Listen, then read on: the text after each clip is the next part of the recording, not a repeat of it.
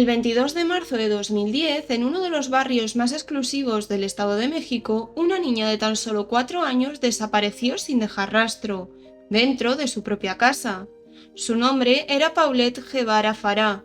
Lo que comenzó como una búsqueda desesperada de una menor con discapacidad motriz, pronto se convirtió en uno de los casos más mediáticos y polémicos de México. Declaraciones contradictorias, entrevistas en televisión nacional, filtraciones, sospechas cruzadas y una escena que parecía imposible de explicar. ¿Cómo puede desaparecer una niña de su habitación sin que nadie la vea salir? Bienvenidos a Archivo Mortal, donde abrimos expedientes que muchos querrían olvidar. Historias reales, oscuras y perturbadoras, historias que no podemos dejar pasar. Gracias por estar aquí. Si os gusta este contenido, suscribiros, dad un like, activad la campanita para no perderos ningún episodio y compartidlo. Ahora sí, abrimos el archivo.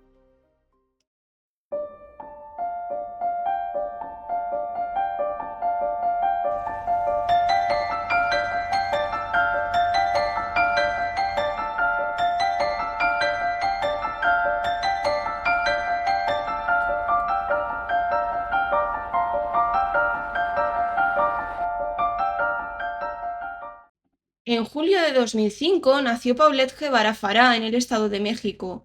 Era la menor de 2 hermanas. Su hermano mayor se llama Lisette, o como la apodaban cariñosamente, Chis, fruto del matrimonio formado entre Lisette Farah y Mauricio Guevara.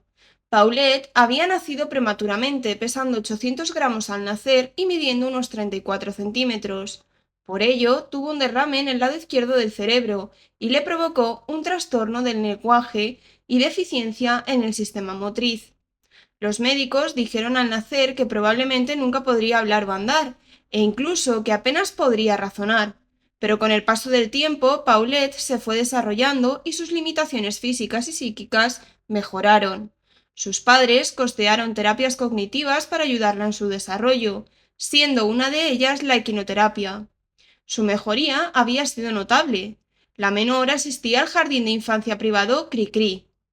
Su padre, Mauricio, de 38 años para el momento de los hechos, se dedicaba junto a su padre y su hermano a adquirir propiedades e inmuebles, reformarlos y posteriormente venderlos, teniendo una empresa muy consolidada en México. La familia tenía un buen nivel de vida y tenían muchos contactos. Lisette tenía 34 años para el momento de los hechos y era proveniente de una familia adinerada. Estudió en el Colegio Oxford de México, uno de los más exclusivos del país, y se licenció en Derecho en la Universidad Iberoamericana en 2001. Su familia es dueña de una empresa de pieles y confecciones. La familia, que tenía un buen patrimonio, vivía en un edificio llamado 11 Fraccionamiento Hacienda del Ciervo en Interlomas, una zona muy exclusiva que contaba con seguridad las 24 horas al día. En el hogar tenían contratadas 2 niñeras, que eran las hermanas Marta y Erika Casimiro. También tenían servicio de cocina y de limpieza, pero en este caso el testimonio de las hermanas será muy importante. Nos debemos situar entonces en la noche del 21 de marzo de 2010. Mauricio regresó a casa con sus 2 hijas desde Valle del Bravo, a unos 120 kilómetros de su casa. Habían pasado el fin de semana los 3 juntos sin la madre. Lisette, cuando regresaron, se encontraba en la vivienda. La madre y Erika se encargaron de poner el pijama a Paulette, ya que no podía ponérselo sola, y la acostaron en su cama con 2 almohadas a sus lados para evitar que se cayese. Se trataba de una cama de matrimonio con dosel, y hacía tan solo una semana que la habían trasladado de su cuna. A la mañana siguiente, Erika Casimiro fue a despertarla para ir al colegio. Mencionar que la niña no acudía desde el día 12 de marzo, es decir, llevaba sin ir 10 días. Según los padres, informaron al jardín de infancia que la niña no se encontraba bien. La cama estaba vacía y las almohadas no estaban como las habían dejado la noche anterior. Miró bajo la cama, revisó el armario, la buscó por la casa. Preguntó a Chis si la había visto y ella lo negó. Así fue a la cocina a preguntar a Mauricio, que estaba desayunando y leyendo el periódico. Mauricio, sin darle mayor importancia, dijo que seguramente se encontraría con su madre en la cama. Erika fue a la habitación y al decir que no encontraba a Paulette, Lisette se incorporó y fueron a buscarla las 2. Salieron incluso fuera, buscándola por los pasillos del edificio, e incluso revisaron la piscina comunitaria, que aunque estaba tapada con una lona, miraron en el interior por si se hubiese podido caer. Tras 2 horas de búsqueda, Mauricio llamó a su hermana, que tenía influencias en la Procuraduría General de México, quien se puso en contacto con Alberto Barbaz, el procurador o fiscal de Edomex. A su vez, este llamó a otro fiscal llamado Alfredo Castillo, y por orden de este, toda la policía se movilizó para buscar a Paulette. Se descubrió que las cerraduras de ventanas y puertas no habían sido forzadas. Había 2 puertas, la principal y la de servicio. Preguntaron a los trabajadores de seguridad privada del complejo, que declararon no ver salir ni entrar a nadie sospechoso. Había cámaras de seguridad, pero únicamente eran para visualizar en el momento de la actividad, in situ, sin poder visualizarlas posteriormente. Se comenzó la búsqueda de manera nacional. Imprimieron carteles con la foto de la pequeña y su descripción, indicando su discapacidad. Se proporcionó información a la prensa para ayudar en su localización. La hermana de Lisette y tía de las menores compartió la noticia por redes sociales y la comunidad lo viralizó aún más. La prensa cubrió la noticia de manera masiva, saliendo en noticiarios de todo el país. Hubo gente que se aprovechó de la desaparición y llamaba haciéndose pasar por sus raptores, reclamando una recompensa. La propia madre, pensando que la habían secuestrado, hizo declaraciones públicas. En ellas indicó que tenían perros inquietos, sin embargo esa noche no los oyeron moverse o ladrar. Veía complicado que Paulette pudiera salir por su propio pie por su discapacidad. Estas declaraciones fueron analizadas posteriormente por la policía, que afirmaron que su lenguaje corporal no corresponde con la gravedad del asunto, ya que no parece una madre doliente, preocupada y asustada ante el aparente secuestro de su hija. Debemos también resaltar que el padre hizo declaraciones y entrevistas donde tampoco se mostraba angustiado o preocupado, pero en él no resaltaron una falta de emociones. Ambos parecían fríos, distantes y sin mostrar sentimiento alguno. La madre incluso llegó a mencionar que fueron los aliens quienes se la llevaron. Se realizaron numerosos registros en la casa y en especial en la habitación de Paulette, incluso con perros rastreadores. Todas las búsquedas fueron fallidas. Quitaron una de las sábanas para que los animales la olieran, e incluso las mandaron a analizar en busca de restos biológicos. Esto ocurrió el día 22, el mismo día de la desaparición. Lisette otorgó numerosas entrevistas en su casa, en la habitación de Paulette e incluso sentada en la cama de la niña junto con la entrevistadora Lili Tellez, probablemente una de las entrevistas más famosas del caso.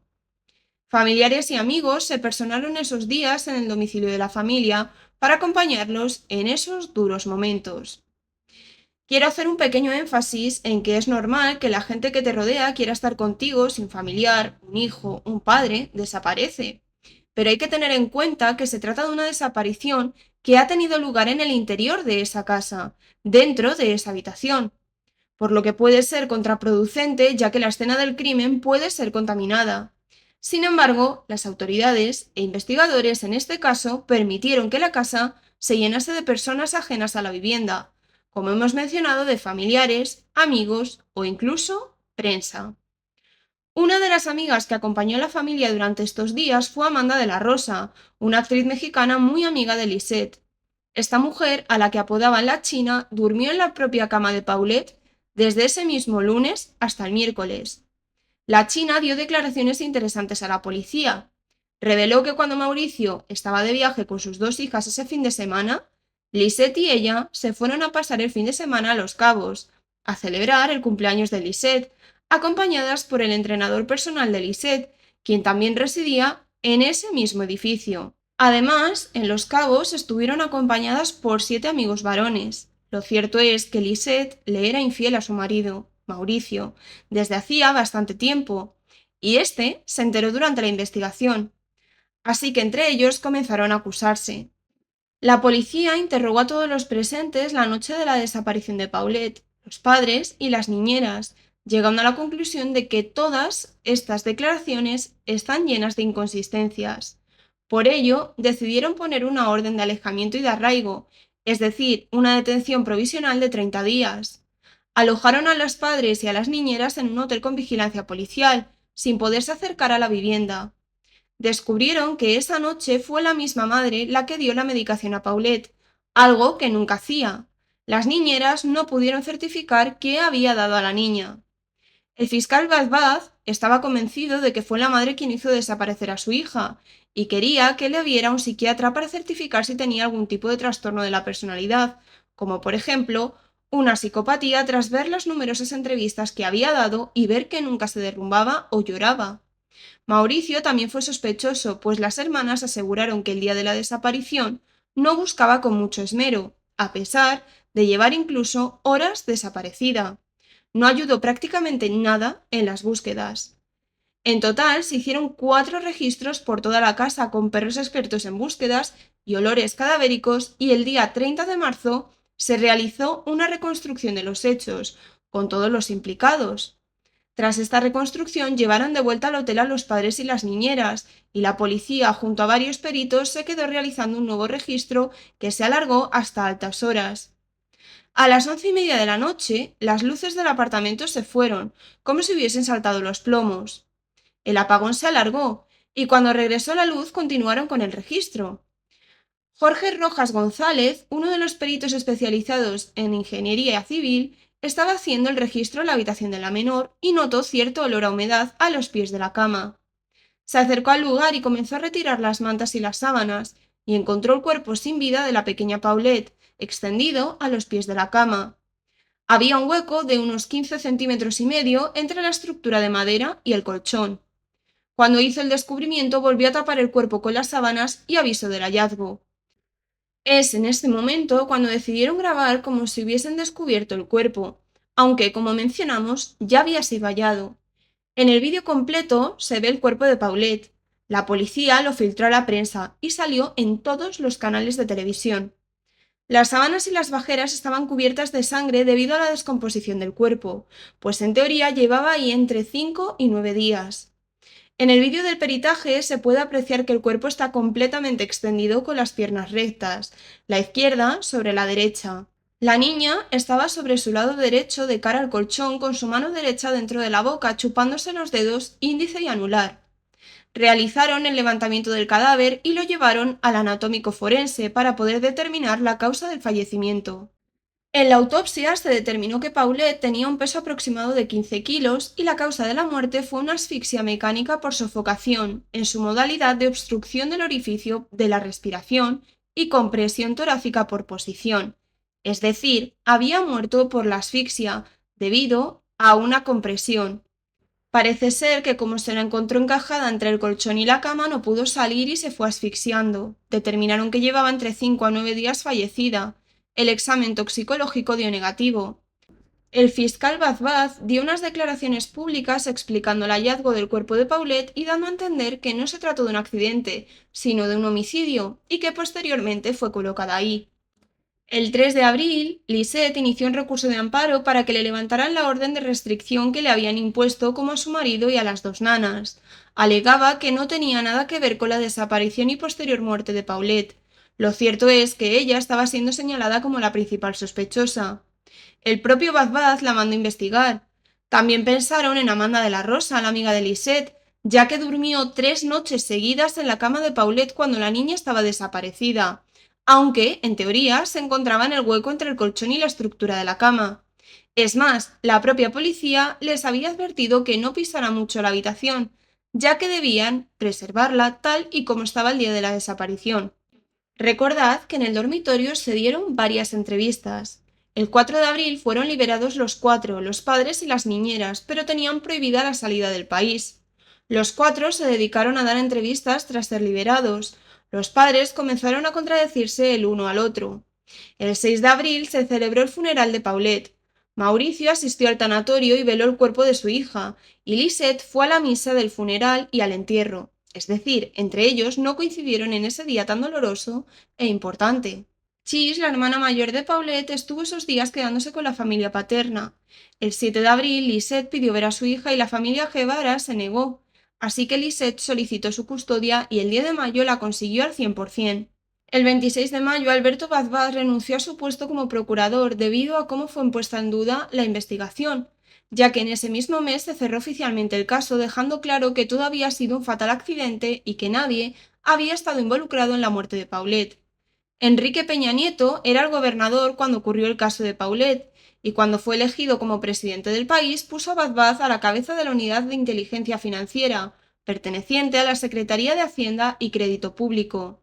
Se cree que el mismo Peña Nieto le pidió que renunciara como procurador del Estado tras el caso de Paulette, prometiéndole otro puesto cuando él fuese seleccionado presidente. Y así lo hizo.